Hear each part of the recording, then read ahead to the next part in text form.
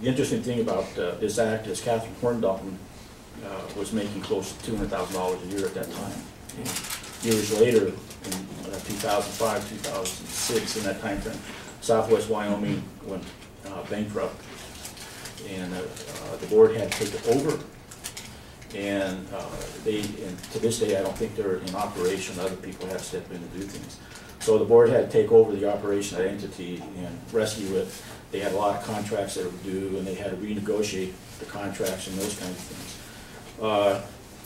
So that's the Wyoming Nonprofit Corporation Act. But between the Federal Volunteer Act and the Wyoming Nonprofit Corporation Act, board members have qualified immunity with those exceptions.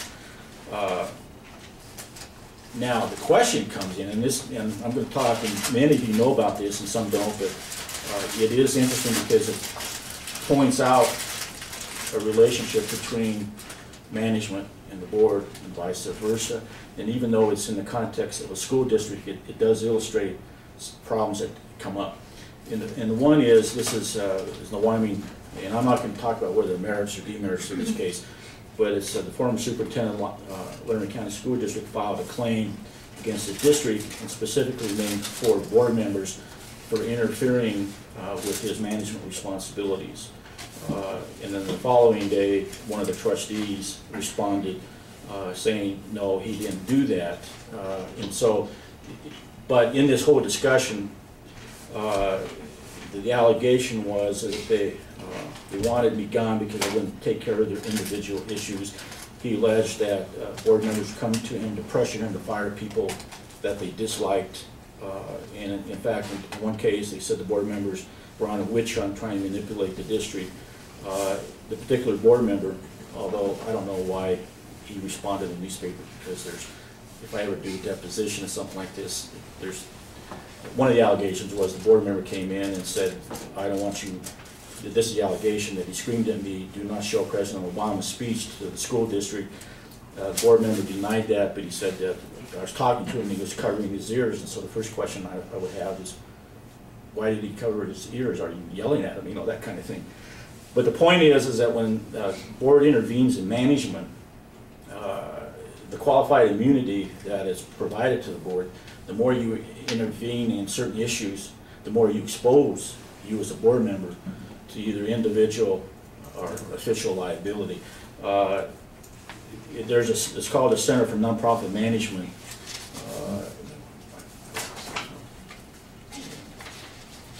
And I have some questions and answers here that I can give to Ray, just some samples, that there's not sufficient, and the idea is that if you interfere with management, then you're not paying attention to the board obligations, to setting the policy, setting the management.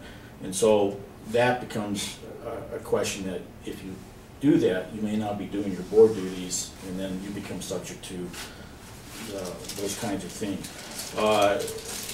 So I only point that out because this case with the school district, although the school district has its own set of personnel procedures, its own policies, state law is different, but it does illustrate that even at that level, there are going to be issues if board comes down and does all these things that he's alleging, that becomes a difficult issue. I just point that out because the Federal Volunteer Act and Wyoming Nonprofit Corporation Act probably don't cover liability in those issues.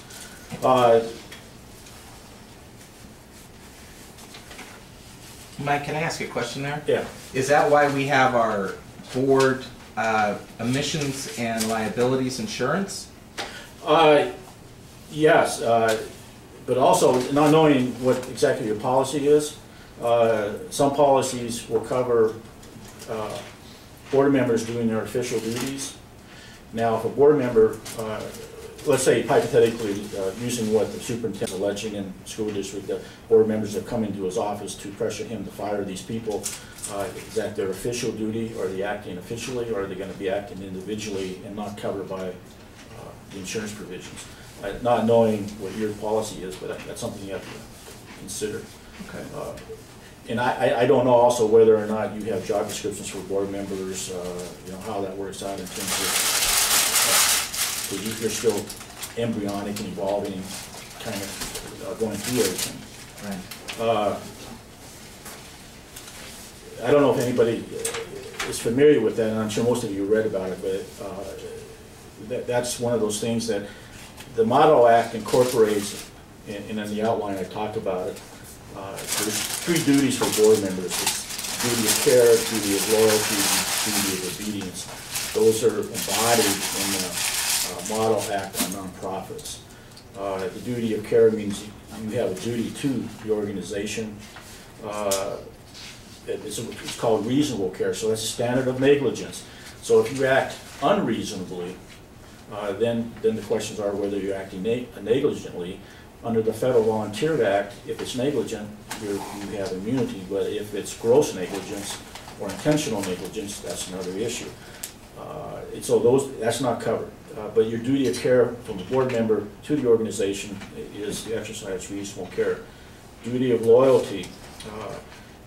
Duty of loyalty, and it's embodied in the section in the Wyoming Nonprofit Corporation Act called conflict of interest, meaning that and the worst violators of this are city council people, city council governments, where a city council member might have a company and he contracts with the city under nonprofit law. That's a duty of loyalty. That's a conflict of interest, and you can't do those kinds of things unless everybody's aware of it and sign off on it. But those things, that's what the duty of loyalty is to prevent conflict of interest kinds of things coming up. Normally in a situation like legal aid, I can't imagine, that like the city council having somebody has a contracting company and we will contract with them.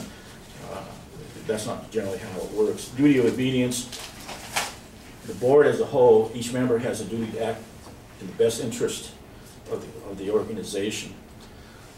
And again, that comes into play in terms of the situation with the school district. If board members actually went in, as the superintendent is alleging, and again, I don't know the merits of that, is that acting consistently with the central goals of the organization? That's the duty of obedience. And those are the 3 duties that are embodied in the Wyoming Nonprofit Corporation Act.